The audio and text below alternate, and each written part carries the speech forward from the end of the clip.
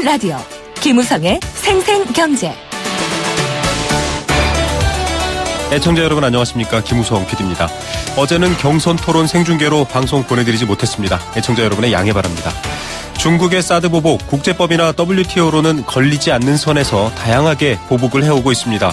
투트랙 전략을 써서 직접적으로 롯데에게 타격을 입힌다, 이런 이야기도 나오고 있습니다. 필요하다면 우리도 투트랙, 또 멀티트랙으로 대비해야 한다, 이런 얘기도 계속되고 있습니다. 조용찬 미중경제연구소장 연결해서 관련 이야기와 대안 말씀드립니다. 연금보험, 90년대 호황기를 타고 매력적인 노후 보장을 제시했던 이 상품 가입하신 분들 많으시죠? 정작 이율이 낮아지거나 경제 상황으로 인해서 자금이 피해를 입을 경우 그 피해를 소비자에게만 전가해서 비난이 일고 있습니다. 금융소비자원 조남희 대표 연결해서 관련 이야기 알아보겠습니다. 수요일은 금융감독원과 함께 또 여러분과 함께 경제수사대 마련하고 있습니다. 종종 범죄 뉴스에서 등장하는 인터넷 도박 사이트 관련 내용, 또 피해 사항과 예방할 부분들 알려드리겠습니다. 김우성의 생생경제 2017년 3월 15일 수요일 문을 열겠습니다.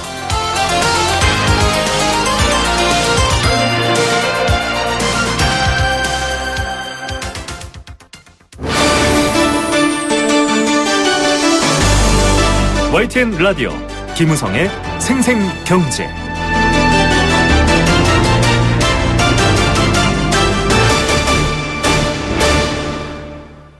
네, 첫 번째 생생 인터뷰입니다. 고고도 미사일 방어 체계 사드 배치 확정으로 중국의 경제적 보복 나날이 악화되고 있습니다. 중국도 역시 피해를 입고 있다, 이렇게 얘기하는 바도 있지만 사실상 중국의 노골적인 한국에 대한 보복, 좀 심각한 문제가 나타나고 있는 상황입니다. 오늘은 중국 정부가 여행사들에게 한국 여행상품 판매 전면 금지를 통고한 데드라인이자 또 중국 소비자의 날입니다. 여러 번 인터뷰를 통해 들으셨겠지만 중국의 주요 공영 TV죠. CCTV에서는 완후이라는 프로가 있습니다. 이 프로그램에 소개가 되고 이 소비자 고발 프로그램인데요. 얘기만 돼도 큰 타격을 입는다고 하는데 과연 한국 기업이 등장할지 그것도 주목되고 있습니다. 나날이 심해지는 중국의 사드로 인한 경제 보복, 어떻게 대응하고 또 상황을 어떻게 이해해야 할까요? 조용찬 미중경제연구소장 전화로 연결합니다. 소장님 안녕하십니까? 예, 안녕하십니까? 예, 지금 롯데 상품을 일부러 망가뜨리는 영상 이런 것들도 올려서 중국인들이 처벌도 받고 있는 상황인데 굉장히 문제가 좀 확대되는 것 같거든요. 중국의 사드 보복 현재 어떤 상황으로 보십니까? 네, 당장 직격탄을 맞은 그 롯데마트 같은 경우에는 99곳 매장 가운데 절반 이상인 57곳이 문을 닫았고요. 네. 많은 그 한국 기업들이 소방 점검이라든지 수입 통관 지연으로 인해서 상당히 좀 압박감을 느끼고 있다 그럽니다. 좀 다행스러운 것은 중국 정부가 속도 조절에 나서면서 불매 운동이 더 이상 확대되지는 않는 모습인데요. 네. 하지만 중국인들의 그 반한 감정이 좀 깊어지면서 많은 한국 기업들이 매출 감소를 좀 어려움을 겪고 있고요. 또 걱정스러운 것은 2015년에 우리가 새로운 면세점 8곳이 신설이 되면서 네네, 현재는 서울에만 15곳 정도가 되는데요. 네. 중국 관광객 감소로 매출 감소가 일어나고요. 또 호텔 업계도 2015년 이후에 서울 강북 지역의 3, 4성급 비즈니스 호텔들이 우후죽순처럼 생겼는데요. 최근 들어서 예약 감소로 인한 중국 쇼크가 전방위적으로 확산되는 그런 모습입니다. 예, 중국이 정부가 숨을 좀 고르고 있다, 이렇게 말씀하셨는데요. 역시 한국의 이 정권 교체 가능성 때문일까요? 어떻게 보십니까? 아무래도 정권 교체기에 우리 한국에 대한 그 규제를 좀 더 강화시켰을 경우에는 아무래도 반중국 정서가 커지면서 사드 배치뿐만 아니라 중국이 가장 싫어하고 있는 한반도의 전략 자산들이 속속 배치될 것을 우려하고 있고요. 네네. 특히 중국 같은 경우에는 우리나라, 일본 그리고 미국이 나토와 같은 군사 협정을 맺어서 강하게 자신들을 압박할 것으로 상당히 우려하고 있기 때문에 그렇다고 합니다. 예, 이 강대강으로 갈 경우에 중국 역시 좀 어려워질 수 있다, 이런 얘기인데요. 한국 여행 전면 금지 같은 경우는 앞서도 면세점 이야기도 하셨지만 여러 가지 타격이 커진다라는 분석도 있는 반면에 유커 아닌 싼커, 즉 개별 방문객들 때문에 오히려 타격이 덜할 수도 있다, 이런 평가도 있던데 어떻게 보십니까? 우리나라의 그 유코를 보내는 중국의 큰 손이라고 할 수 있는 모집 여행사는 3곳이 있는데요. 네네. 사드 보복 조치 후에 이런 유코들 같은 경우에 11만 가까이 그 예약을 취소했고요. 또 네. 오늘부터 그 중국 단체 관광객 입국 중단뿐만 아니라 여행사를 통한 항공권 구입이라든지 숙소 예약을 할 수가 없기 때문에 상코 쪽의 그 자유여행도 사실상 막혀 있는 상황입니다. 중국 같은 경우에는 일본과 우리나라에 대해서도 똑같은 사례를 편 적이 있었는데요. 네네. 이때 30% 전후 여행객이 감소를 했습니다. 네. 지난해 중국인 입국자 수가 807만 명인 점을 고려하면 앞으로 대한항공뿐만 아니라 아시아나항공 같은 경우에도 운항 편수가 계속 줄어들 수밖에 없을 거로 보여지고요. 더욱이 큰 문제는 제주도 같은 경우에는 크루즈 시장이 무려 연간 6,500억 원 정도가 되고요. 호텔, 네. 백화점까지 큰데 이런 부분에 관광산업은 지방산업이 더 크게 타격을 받지 않을까 보여집니다. 지방산업이 더 타격을 입을 수 있다. 지금 크루즈에서 아예 내리지 않겠다 이런 얘기도 보도가 된 적이 있습니다. 그 중국 CCTV 완후이 지금 3월 15일이 소비자의 날이라고 하는데요. 여기서 기업들을 다루면 굉장히 곤욕을 치른다 이렇게 알려져 있거든요. 어떻게 보십니까? 네, 중국에서 시청률이 높고 영향력이 큰 그 프로가 2개가 있는데요. 네네. 춘절의 노래자랑 프로그램이고요. 3.15 완후이라 그래서 저녁 파티 정도 해석이 되는 이런 방송인데요. 네. 이 프로그램에는 시청률이 7%, 최소 1억 명 이상이 방송을 보는 만큼 네. 중국 소비자들에겐 절대적이라고 합니다.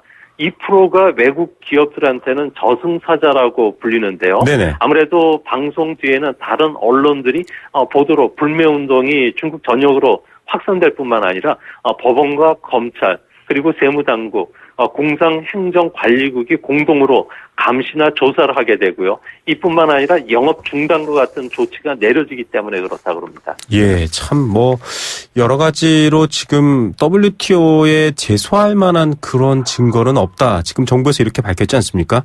근데 이런 지금 소비자 고발 팁이라든지 또 여러 가지 불매운동의 어떤 분위기 이런 것들이 더 걱정인데요. 어떻게 보십니까? 이번에 좀 한국 기업들만 집중 타겟을 하고 있다. 이렇게 전망할 수 있을까요?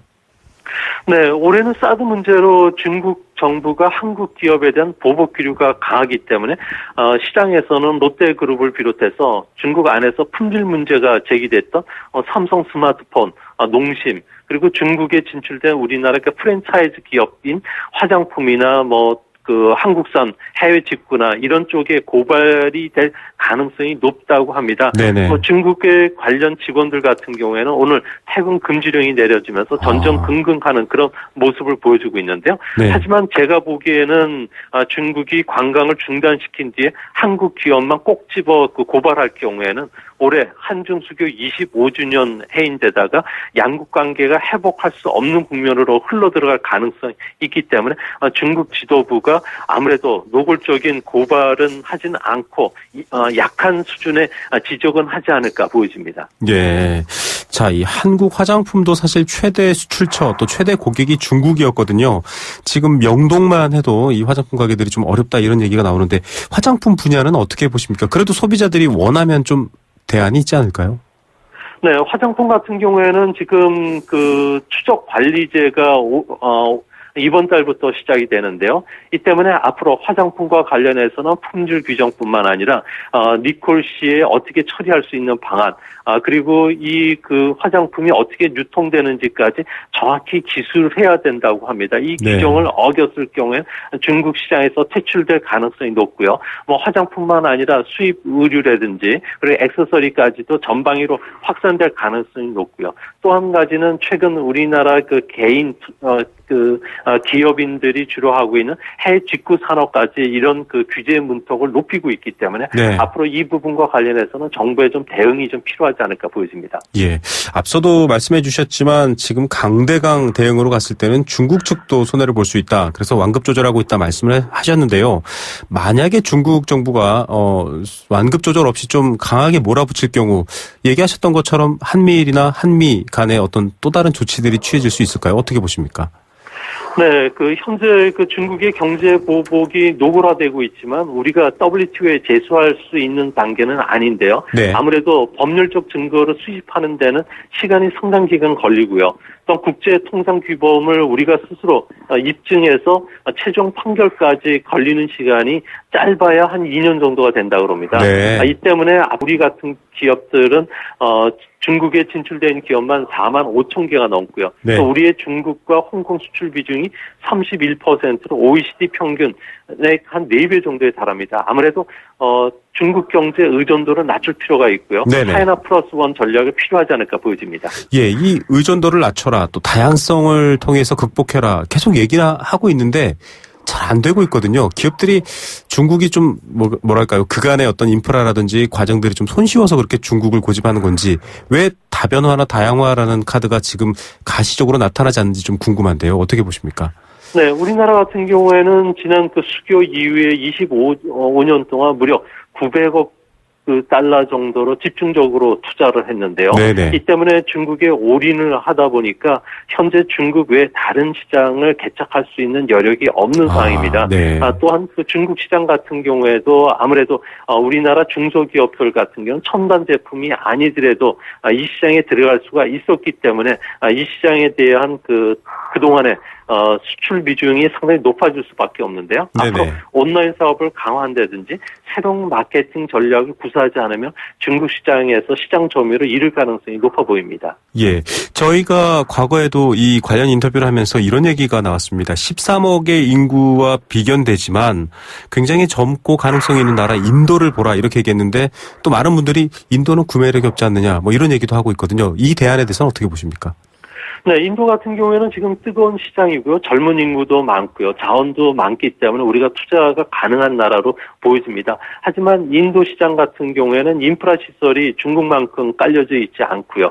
우리가 공장을 짓는다고 해도 이거와 관련된 숙련된 노동자들이 상당히 부족합니다. 네. 이 때문에 인도로 가기 전에 우선 동남아 증지에 먼저 시장을 개척하는 이런 전략도 필요하지 않을까 보여집니다. 예, 뭔가 이 중국에서 또 동남아, 인도까지 좀 서쪽으로 향해 나간다, 이런 느낌도 있는데요. 끝으로 여러 번 반복하고 또 앞서도 얘기해 주셨지만 정부의 대응, 중요한 원칙 몇 가지 좀 지적해 주시기 바랍니다.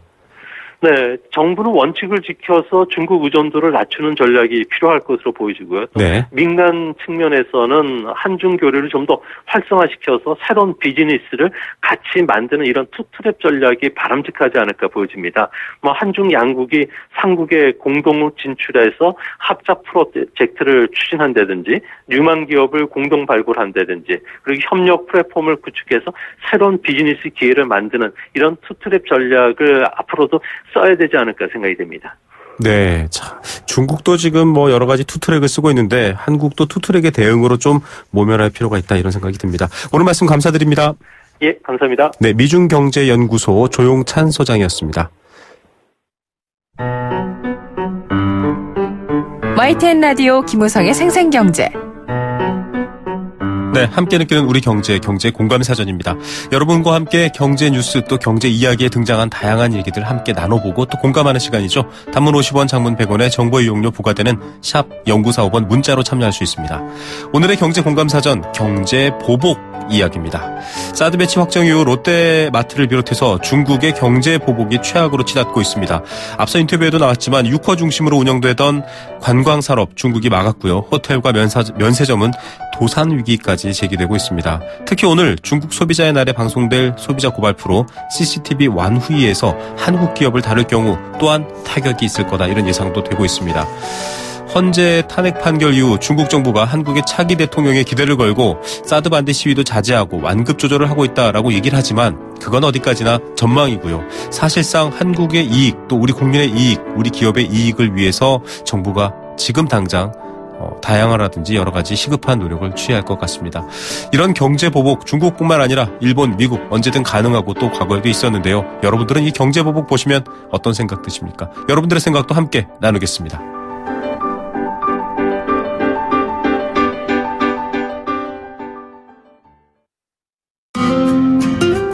카누가 라떼를 만들었습니다. 카누니까 라떼에도 깊이가 있습니다. 좋다. 세상에서 가장 설레는 카페 카누 라떼.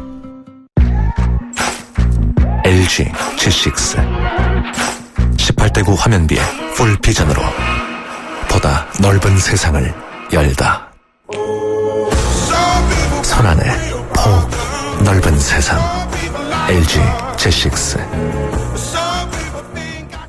하루 생기 충전이 한 병에 다 들었어 안 들었어 다 들었어 안 들었어 다 들었어 다 들었어 오라나미 씨 다 들었어 안 들었어 다 들었어 안 들었어 다 들었어 안 들었어 다 들었어 하루 생기 영양이 한 병에 다 들었다. 오라민 씨. 이 생기 봐라. 평생 사랑하겠습니까? 네. 시작하는 그 마음 그대로 행복할 수 있도록 시작했던 그 마음 그대로 경북 구미, 김포 한강, 송도 국제도시에서 짓습니다. 호반에 변치 않는 첫 마음을 만나세요. 지은이 호반건설. 네, 생생경제 포스코와 함께했습니다.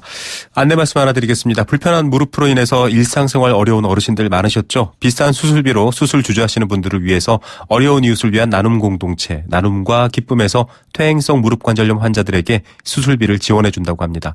형편이 어려운 60세 이상의 퇴행성 무릎관절염 앓고 계신 분이라면 누구나 신청 가능합니다. 건강과 기쁨, 나눔 캠페인을 통해 노년에도 건강하고 기쁜 인생 되찾으시길 바랍니다. 신청 및 문의는 1670-9957, 1670-9957번 전화로 하시면 됩니다. 캠페인 2개 듣고 경제 톱뉴스로 돌아옵니다. YTN 라디오 캠페인. 물 없는 한라산, 물 없는 제주 바다를 상상할 수 있나요? 제주의 아름다운 자연과 풍경은 깨끗하고 건강한 물이 있기에 가능합니다. 제주를 아름답게 만들어주는 건강한 물은 우리의 몸과 마음도 아름답게 만들어줍니다. 건강한 몸과 마음을 지키는 일. 아름다운 물을 사랑하고 지키는 일에서부터 시작됩니다. YTN 라디오 아름다운 물 캠페인은 광동제약과 제주특별자치도 개발공사와 함께합니다.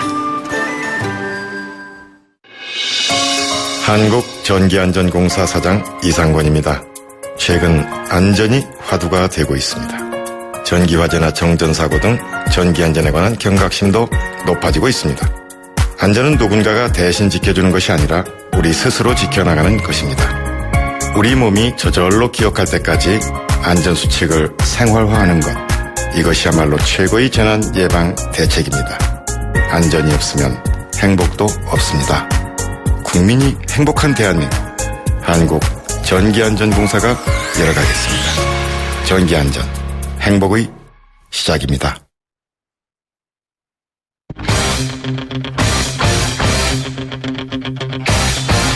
지금 가장 뜨거운 경제 소식. 경제 톱 뉴스. 네, 이 시각 주요 경제 뉴스입니다. 치킨값 올리겠다라고 해서 뜨거웠죠. 결국은 치킨값 올리지 않기로 결정됐다고 합니다. 첫 번째 소식으로 준비했습니다. 환율은 좀 떨어지고 있거나 잠잠한데요. 달러 예금은 늘고 있습니다. 어찌된 내막인지 두 번째 소식에서 전해드립니다. 미국의 전기차입니다. 테슬라 관심 있는 분들 많으신데 드디어 국내에도 문을 열었습니다. 관련 소식도 준비했습니다.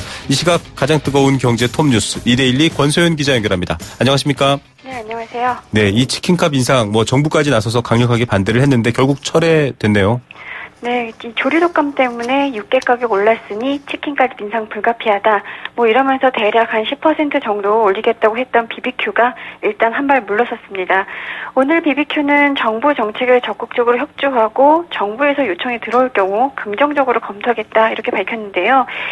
대놓고 인상 계획을 철회하겠다라고 밝힌 건 아니지만 이 정부가 인상에 일단 부정적인 입장을 내보였고 또 인상할 경우 불공정 거래가 있는지 살펴볼 뿐만 아니라 국세청 세무조사까지 요청하겠다. 이렇게 으름장을 놓으니까 정부 정책에 협조하겠다는 건 결국 올리지 않겠다라는 의미로 해석되고 있습니다. 네. 오늘 오전 여의도 한 식당에서 농식품부 차관 주재로 외식업계 CEO 간담회가 열렸었는데요. 사실 이 제네시스 BBQ 그룹 부회장이 그 전날까지만 해도 참석하지 않겠다고 했었거든요. 그런데 돌연 참석하는 걸로 바꿨습니다. 이것만 봐도 인상을 고수했던 기존 방침에서 좀 변화가 생긴 것 아니냐 이런 얘기도 나오기도 했었는데요. 어쨌든 여론도 안 좋고 정부 압박도 있으니까 부담이 상당했던 것 같습니다. 예, 그래도 또 올릴지 지켜봐야 될 것 같고요. 최근에는 환율이 좀 떨어지거나 잠잠한데 달러 예금에 좀 돈이 몰리고 있네요. 네, 환율이 올라가면 좀 줄다가 내려가면 늘어나는 추세를 보이고 있는데요. 환율이 내려갈 때, 그러니까 달러화가 쌀 때 사놓고 올라가면 파는 패턴인 겁니다. 네. 한국은행이 오늘 발표한 외화예금 동향 자료를 보니까 지난달 말 기준으로 거주자가 국내 은행과 외은지점에 맡긴 외화예금이 679억 4천만 달러였습니다.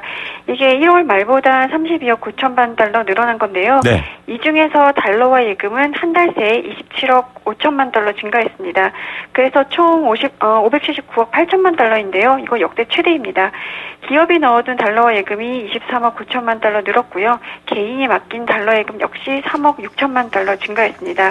이 원달러 환율 추이를 보니까 1월에는 평균 1182.34원이었거든요. 네. 그런데 2월에는 1143.36원으로 한 달 새 3.3% 정도 떨어졌습니다. 이렇게 달러와 가치가 떨어지니까 이 기업들, 그러니까 수출하고 받은 달러를 갖고 있는 기업들은 조금 더 있다가 팔자 뭐 이러면서 예금에 넣어두는 경향을 보였고요. 개인들은 저가 매수 기회로 삼은 것 같습니다. 네. 자, 숙박 공유 업체인데요. 에어비앤비 뭐 많이 알려져 있죠, 이제는. 이 예약하고 취소하면 위약금이 상당했는데 좀 바뀌나요? 네, 미국의 스타트업 기업이죠. 이 에어비앤비 요즘 우리나라에서도 활용하는 분들 많은데요. 집주인은 남는 방이나 빈집을 여행자에게 빌려주고 여행자들은 현지인의 집에서 묵을 수 있도록 이제 중개 플랫폼을 운영하고 있습니다. 네. 뭐 공유 경제 뭐 이렇게 한창 뜰 때 이 편승해서 좀 크게 성장을 했는데요. 예약했다가 취소할 경우 위약금을 많이 떼는 약관 때문에 소비자들의 불만이 높았습니다. 그래서 공정거래위원회가 이런 약관을 고치라고 시정명령을 내렸고 결국 에어비앤비도 약관을 고치기로 한 건데요. 사실 지난해 11월에 숙박 예정일로부터 7일 이상 남은 시점에 예약을 취소하면 숙박대금과 50% 정도를 위약금으로 부과하는 조항은 소비자에게 과도한 이 손해배상 의무를 부담하게 하는 것이다라고 판단했고 네. 공정위가 시정명령을 내렸었는데요. 그리고 또 예약을 취소할 때 숙박대금의 6%에서 12%에 해당하는 이 중개서비스 수수료를 환불하지 않도록 한 조항도 일부 환불이 가능하도록 고쳐라 뭐 이런 명령을 받았습니다. 사실 이 에어비앤비가 전 세계에서 영업하고 있는데 환불 약관에 대해서 경쟁 당국이 시정을 명령한 것은 한국이 처음입니다. 네. 자, 미국 얘기인데요. 또 미국 기업 얘기인데요. 전기차 테슬라 굉장히 관심이 많습니다. 이 국내에도 문을 열었는데 어떻습니까? 네, 이 국내 자동차 업체도 지금 뭐 하이브리드 차나 전기차 생산 이미 하고 있는데요. 이 테슬라는 아이언맨의 실제 모델로도 유명하죠. 앨런 머스크가 네. 이 자동차도 전자제품이다. 뭐 이런 개념으로 개발해서 이 전기차의 대표적인 아이콘이 됐습니다. 이 테슬라라는 업체는 2003년에 설립이 돼서 전기차 개발에만 몰두를 했고 2008년에 첫 양산 모델이죠. 로드스터를 출시하면서 본격적으로 이 전기차 시대에 출발을 알렸는데요. 그 이후로 뭐 배터리 성능도 개선하고 가격을 좀 낮추고 뭐 이래서 전 세계에서 좀 인기를 끌고 있긴 합니다. 우리나라에서는 오늘 이 신세계 스타필드 하남에 첫 매장을 열었는데요. 네. 뭐 17일에는 서울 청담동 영동대로에 2호 매장을 열 예정입니다. 워낙에 관심이 높아서 그런지 오늘 오전 10시 개장을 앞두고 매장 앞에 한 20여 명 정도의 이제 방문객이 섰다고 하는데요. 매장에는 전기 스포츠카인 모델 S90D를 전시해 놨다고 합니다.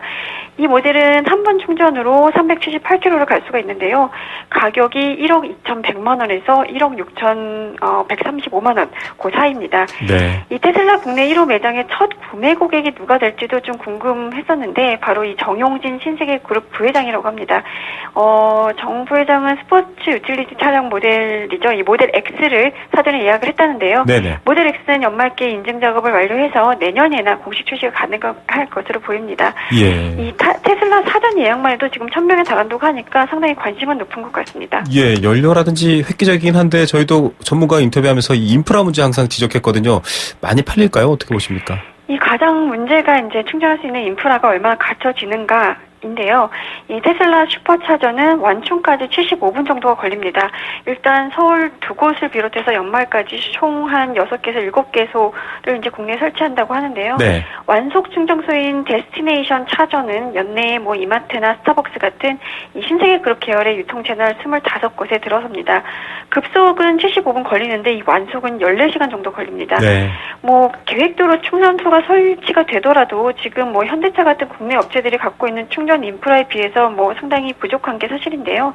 전기차 사용자들이 가장 불안해하는 것이 주행하는 중에 방전이 되면 어떡하나라는 건데요. 이 충전 인프라가 갖춰지는 것을 보고 구매를 결정하는 소비자들이 많을 것으로 보입니다. 여기다 이제 가격도 좀 걸림돌이긴 한데요. 비싸요, 네. 네, 모델 S 90 판매 가격이 아까 이제 최고 1억 6,100만 원이라고 했잖아요. 네네. 미국 가격이 94,000달러인데 이게 하나로 하면 1억 원 좀 넘는 수준이거든요. 세금 때문에 미국보다 좀 높게 책정이 되긴 했는데 여기에다 이제 전기차 보조금도 받을 수 없는 상황입니다.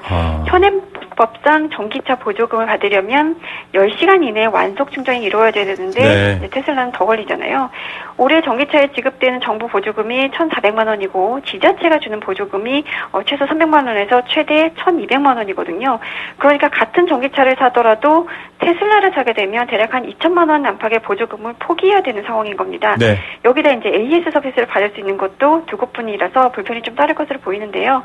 다만 뭐 테슬라는 보조금을 못 받더라도 모델 S를 만약에 5년간 정도 타면 휘발유 차량에 비해서 유류비를 1,200만 원가량 절감할 수 있다. 뭐 이러면서 마케팅을 하고 있습니다. 예, 어쨌든 고객이 선택할 수 있는 여력이 있었으면 좋겠습니다. 톱뉴스는 어떤 것 고르시겠습니까? 치킨값 인상 결국 처리한 걸 들 수 있을 텐데요. 네. 뭐 워낙에 이제 치킨값뿐만 아니라 생필품이라든가 여러 가지 이제 소비재 제품 가격 올릴 때 여러 가지 인상 요인을 들면서 향후에 뭐 원가가 떨어진 요인이 발생할 때는 가격을 내리지 않잖아요. 네네. 일단 뭐 이런 거에 대한 여론이라든가 아니면 정부의 반응 이런 것들 좀 미리 예측하고 좀 행동했으면 좋겠습니다.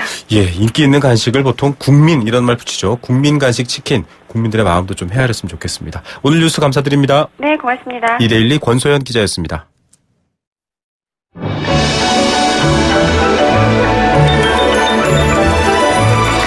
오늘의 경제를 들여다보는 시원한 창. YTN 라디오 김우성의 생생경제 생생 인터뷰. 네, 두 번째 생생 인터뷰입니다. 노후 대비 또 절세 효과 때문에 연금보험 가입하신 분들 많습니다. 이렇게 납입하고 나중에 좀 노후에 그 혜택을 보겠다 이런 얘기입니다. 물론 넣어둔 돈만큼을 받는 게 아닙니다. 그런데 이 연금보험 좀 덜 지급했다 이런 논란이 일고 있고요. 지금 금융감독원도 즉각 조사할 계획이다 이렇게 밝혔습니다. 수십 년 연금보험을 납입하는 이유, 앞서 말씀드렸다시피 노후 소득을 보존하기 위한 이득이 있기 때문에 계약을 하고 소득의 일부를 떼서 그렇게 가입했습니다. 그런데 경제 상황이 변화되거나 어려워질 경우에 물론 여러 가지 이자라든지 투자 수익이 낮을 수도 있는데요. 그 손해와 부족한 부분 왜 소비자가 다 부담해야 할까요? 전문가와 함께 얘기 나눠보겠습니다. 금융소비자원 조남희 대표 전화로 연결합니다. 대표님 안녕하십니까?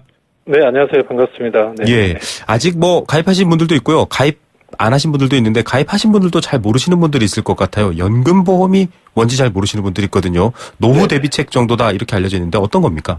네, 정확하게 보면 이제 개인들이 노후에 연금처럼 받기 위한 목적으로요.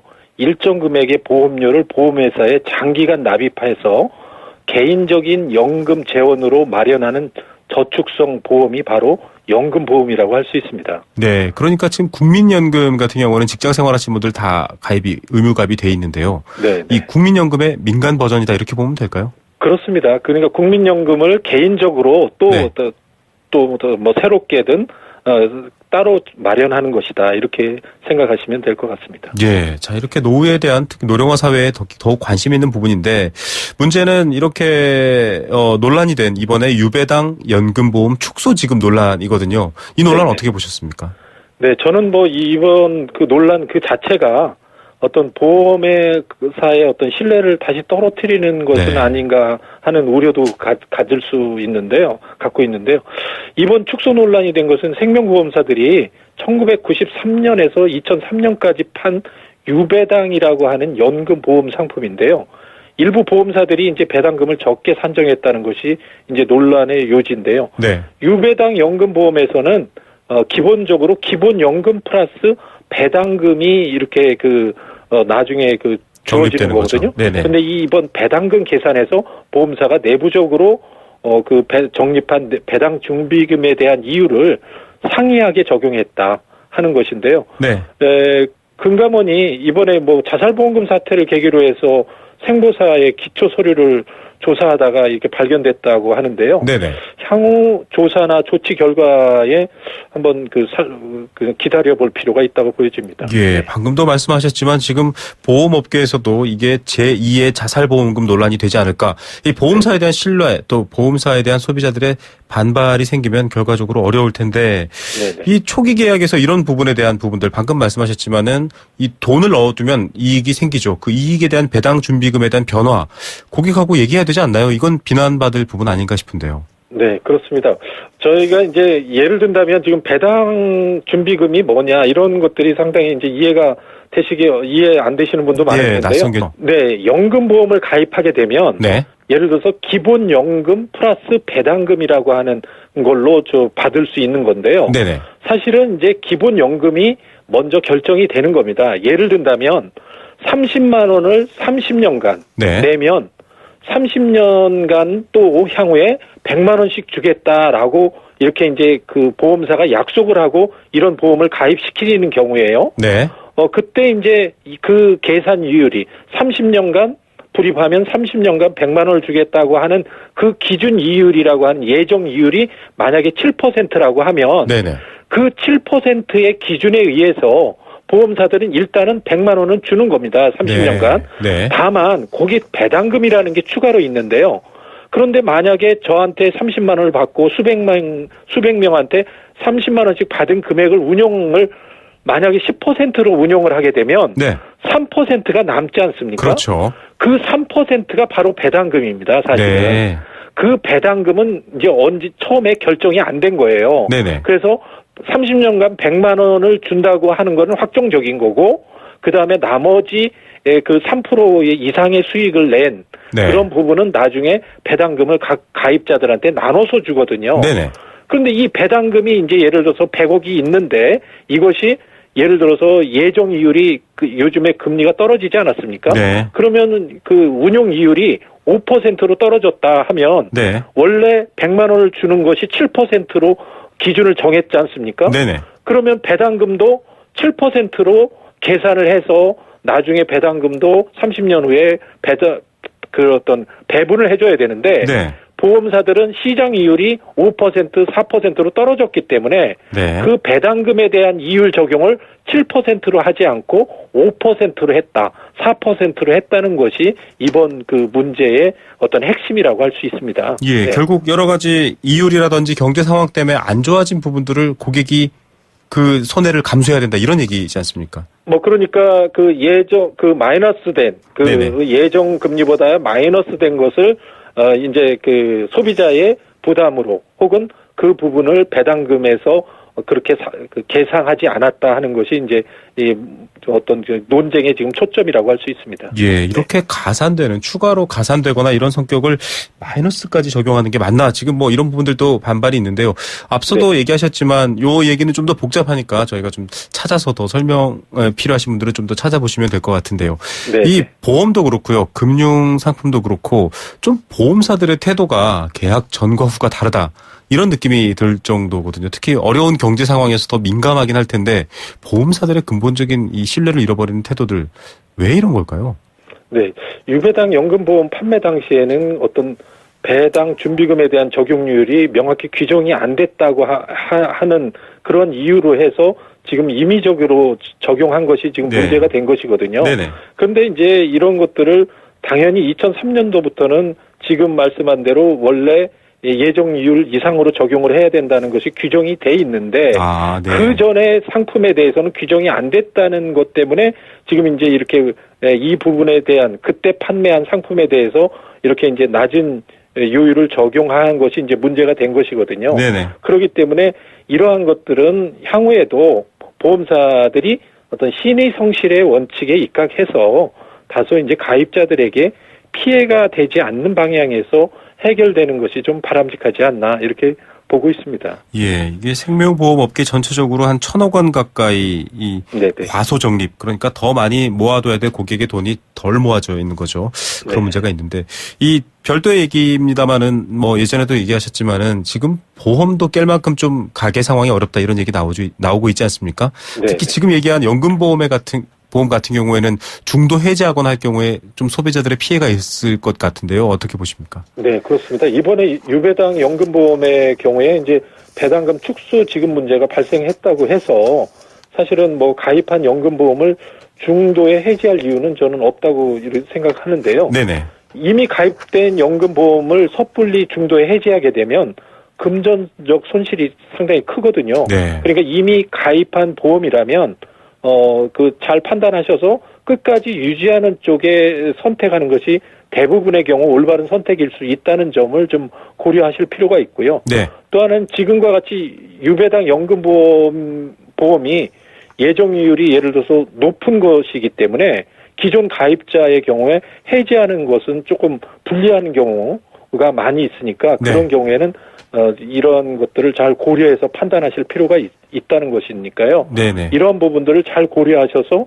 연금보험 가입자들은 그 선택을 잘 하시는 것도 아주 현명한 선택이고 기존에 있는 것이라면 가급적인 유지하는 것도 이런 그 유배당 상품인 경우에는 유리하다 이렇게 생각하실 필요가 있다고 저는 이렇게 권유해드리고 싶습니다. 예, 네. 자 보험사들의 뭐 태도도 문제지만 고객들도 계약 관계상 그 계약을 중도에 해지하는 건 손해가 있다라는 점 다시 한번 명심하시고요. 또 얼마나 힘들면 깰까 이런 생각도 들지만 그런 제안들도 잘 들어보시기 바랍니다. 오늘 말씀 감사드립니다. 네, 감사합니다. 네, 금융소비자원 조남희 대표였습니다. 안전하고 행복한 경제 생활을 위한 시간. 경제 수사대. 네. 매주 금요일은 94.5MHz YTN 라디오와 또 금융감독원과 애청자 여러분이 경제 수사대가 되는 날입니다. 날로 교묘해지고 있는 경제 범죄 또 경제 금융 관련한 사기 이런 것들 좀 정보 공유하고요. 들으신 분들은 주변에 좀 널리 알려주시기 바랍니다. 오늘도 금융감독원 신상훈 선임조사역 연결하겠습니다. 안녕하십니까? 예, 안녕하십니까? 예. 자, 뭐 범죄 뉴스에 가끔씩 인터넷 도박 사이트 이런 말들이 등장하는데 피해자들이 급증하고 있거든요. 오늘 어떤 내용입니까? 예, 오늘은 그 외형상으로 금융 투자 상품의 형태를 띠고 있지만 실질적으로는 도박이라고 볼 수 있는 바이너리 옵션에 대해서 말씀드리고자 합니다. 예, 바이너리 옵션 좀 생소한 말이고 저도 처음 들어보는데요. 어떤 내용입니까? 예, 바이너리 옵션이라는 것은 외환이라든지 어떤 상품, 지수 등 기초자산 가격의 변동성을 예측을 해서 미래 특정 시점의 결과에 따라서 사전에 결정된 손익을 실현하는 상품입니다. 네네. 조금 쉽게 예를 들어보자면은 가령 현재 시점에서 예를 들어서 달러 환율이 1,000원이라고 한다면 만약 1,000원이라면 네. 예, 미래 특정된 시점 그러니까 뭐 예컨대 2017년 6월 30일에 달러 환율이 1,000원보다 높아질 것이다 혹은 1,000원보다 낮아질 것이다 등과 같이 이렇게 방향성을 예측해서 네. 미리 손익을 결정하는 방식의 투자 형태라고 할 수 있습니다. 네, 뭐 ELS나 DLS나 이렇게 지수를 놓고 투자하는 상품도 많아서 언뜻 보면 이게 왜 나쁜가 혹은 왜 불법인가라고 생각할 것 같은데요. 네네. 그렇습니다. 일반 투자 상품 역시 미래 수익을 염두에 두고 투자한다는 점에서는 이런 유사한 점이 있습니다. 네네. 그리고 모든 바이너리 옵션 거래를 어떤 도박적인 거래다 이렇게 단정적으로 판단하기는 어려운데요. 네네. 다만 단기간에 이루어지는 투기성 바이너리 옵션 거래는 대부분 무인가 업체를 통해서 이루어지는 것이 현실이고요. 네. 따라서 어떤 상품이 금융투자 상품에 해당하는지 여부와 관련해서는 대법원의 견해를 참고할 필요가 있어 보입니다. 네. 최근 대법원은 자본시장법의 규율을 받는 금융투자 상품에 해당하기 위해서는 거래 구조가 어떤 기업 자금 조달 목적을 가지거나 네. 경제 활동에 수반하는 다양한 위험을 회피 또는 분산할 수 있는 순기능을 가져야 한다고 판시를 하고 있습니다. 네. 그러면 지금 설명하신 부분들이 없는 게 지금 우려가 된다라는 그 바이너리 옵션 거래다 이렇게 볼 수 있는 건가요? 그렇습니다. 최근 인터넷에서 바이너리 옵션 상품이 거래되는 방식을 보면은 참여자에게 어떤 금원을 걸게 하고 네. 짧게는 수분에서 길어야 수시간 내에 어떤 승패가 결정이 됩니다. 즉 예컨대 현재 시점에서 5분 후에 달러 환율이 오를 것이다. 베팅을 한 후 실제 환율이 오르면은 베팅한 금액을 얻고 환율이 떨어지면은 베팅한 금액을 잃게 되는 방식이죠. 아, 네. 이러한 속성은 오로지 투기적 목적으로만 이용되는 것이고요. 환율 변동의 위험을 회피하는 어떤 경제적 수단으로는 사용된다고는 볼 수 없습니다. 네. 대법원 역시 바이너리 옵션에 대해서 직접적으로 언급한 판시는 없는데 이와 유사한 방식의 거래에 대해서 금융투자업의 육성 및 발전과 하등의 관계가 없는 일종의 게임 혹은 도박에 불과할 뿐이라고 판시한 바가 있습니다. 예, 정말 지금 설명만 들어도 도박인데요. 이런 식으로 안내가 뜨기도 합니다. 경마, 주식, 사행성 도박은 가라. 초단타, 외환, 선물 거래로 최고의 수익. 초보자도 5분. 야, 이런 내용들이 지금 저도 무심결에 지나가면서 봤는데 바로 이런 내용인데요. 네, 그 거래 방식을 보니까 그냥 도박인데요. 네네. 그러면 지금 양자를 놓고 정말 바이너리를 놓고 베팅을 하는 건데 네네. 수익을 본 확률도 50%다 이렇게 볼 수 있는 건 아닌가요? 예, 맞습니다. 그런데 바이너리 옵션을 운영하는 업체들은 대부분 참여자에게 자체적으로 제작하거나 이제 개발업자로부터 구입한 HTS를 사용하게 됩니다. 네네. 이 HTS라는 것은 잘 아시는 것처럼 어떤 집이나 사무실에서 주식 거래를 하고자 할 때 증권회사가 제공하는 거래 시스템과 유사한 것인데요. 네. 문제는 해당 업체들이 제공하는 자체 거래 시스템을 신뢰하기가 힘든 경우가 상당히 많습니다. 네. 조작이나 오류 가능성이 높은데요. 실제로 동 시스템 오류로 인해서 손해를 보았다거나 투자자로부터 일정한 금원을 예치받고, 그러니까 투자금을 이렇게 예치를 받고 업체가 잠적했다, 횡령하고 잠적했다 하는 피해 사례가 최근 많이 제보되고 있습니다. 이게 참 언뜻 신뢰할 수 없다. 즉 말해서 충분히 조작이 가능하다 이런 부분들도 있고요. 아예 돈을 들고 잠적해버리는 경우도 있군요. 이 회사가 제공하는 시스템으로 인한 피해 발생 어떤 것들이 있을까요? 가능할까요 이게? 시스템으로 인해서 발생하는 손해라고 한다면은 어쨌든 그 동업체에서 사용하는 거래 시스템 자체가 그 일반 그 제도권 금융회사에서 제공하는 그 시스템과 다르기 때문에 검증되지 않았습니다. 그렇기 때문에 그 신뢰도를 담보하기가 어렵습니다. 예, 결국은 믿을 수 없다 이 얘기입니다. 여러분 바이너리 옵션이라는 단어 기억하시고요. 오른다 내린다의 베팅을 아주 짧은 시간에 걸어서 돈을 번다라고 하는데 대부분 인터넷 도박인 경우가 많고 손해를 보실 수 있다라는 거 얘기 한번 제가 다시 한번 정리해 드렸고요. 지금까지 설명해 주신 바이너리 옵션 거래 외에 사이버상 불법 금융 투자 행위로 인한 피해가 지금 많아진다 이렇게 얘기하고 있는데 금감원은 지금 어떤 조치들 또 대응하고 계십니까? 이런 그 사이버상 불법 금융 투자 행위로 인해서 피해가 많은 게 사실이고요. 금융감독원은 자체 모니터링이나 제보 등을 통해서 자본시장법 위반으로 판단되는 업체에 대해서는 수사기관에 통보를 하기도 하고 방송통신심의위원회에 해당 사이트 폐쇄 조치 등을 의뢰를 하고 있습니다. 예, 참 돈이 절박한 시대에 또 대부분의 보이스피싱도 그렇고요. 참 이 소비자들의 심리, 국민들의 마음을 악용하는 그런 범죄인 것 같습니다. 마지막으로 좀 당부 말씀 한 번 더 부탁드립니다. 최근 인터넷뿐만 아니라 모바일 등을 통한 문자 메시지를 통해서도 불법 금융 투자 업체들이 투자자들을 많이 유혹하고 있습니다. 짧은 시간에 적은 돈으로 큰 수익을 낼 수 있다는 광고는 상당수가 과장되거나 허위인 것이 많기 때문에 주의하실 필요가 있고요. 특히 거래 전 가입한 업체가 적법하게 인가되었는지 또는 등록된 제도권 금융회사인지 여부를 확인해 보시는 것이 꼭 필요합니다. 참고로 그 제도권 금융회사인지 여부를 확인해 볼 수 있는 방법을 안내해 드리면은 인터넷 포털 검색창에 파인이라는 글자를 치시고요. 파인. 그리고 제도권 금융회사 조회 메뉴가 있습니다. 그쪽에서 그 거래하시려고 하는 업체 이름을 치시면은 이것이 제도권 금융회사인지 여부를 직접 조회하실 수가 있습니다. 예, 인터넷에도 이런 바이너리 옵션 회사 있는데 알아봐 주세요. 이런 글들 올라오는데요. 파인 들어가셔서 직접 확인해 보시면 됩니다. 오늘 말씀 감사드립니다. 네, 감사합니다. 금융감독원 불법금융대응단 신상훈 선임조사역이었습니다. 크리네어 테크. 크리네어 테크 집중기 주물 작업 연마 작업 페인트 작업 분진가스 냄새 연기 작업장 분진 이 세상에 못 없애는 분진이 어딨어. 크리네어 테크 기술력이 끝내줍니다.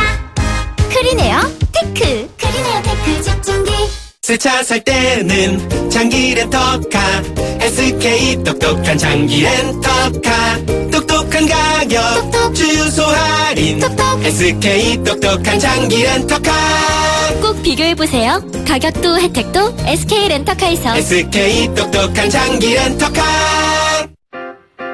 힘들었던 나에게 마음먹은 나에게 다시 한번 해보려는 나에게 포기하지 않는 나에게 아직 힘을 내고 있는 나에게 난 오늘 나에게 바카스를 사줬습니다. 나를 아끼자 바카스. 노트북? 데스크탑? 태블릿? 뭐가 필요할지 몰라서 짠! 최정희가 준비한 롯데하이마트 글로벌 PC대전. 혜택까지 꽉 찼으니까 안 가고 못 빼기겠죠. 하이마트로 가요. 2월 28일부터 3월 27일까지. 자세한 사항은 매장에 문의. 안녕하세요. 아이시스 8.0 모델 송혜교입니다. 미소가 생기다. 화사함이 생기다. 건강한 하루가 생기다. pH 8.0과 풍부한 미네랄로 핑크빛 생기가 생기다. 아이시스 8.0. 이제 모두 핑크하세요. 윤종신과 함께하는 간피로 이야기. 5분만 더 자고 싶어요. 간 때문이야. 화장을 했는데도 아파 보인대요. 모르면 몸이 고생해. 문제는 간피로. 간기능장애에 의한 육체 피로. 간의 노폐물을 없애야 간피로가 풀린다. 간을 하는 게 힘. 우루사. 안녕하세요. 창업 컨설턴트 이랑주입니다. 제가 창업 꿀팁 하나 알려드릴게요. 바로 KT 성공팩. 매장에 필요한 인터넷, 와이파이, 카드 단말기, CCTV 등 전화 한 통이면 설치부터 AS까지 한 번에 가능하죠.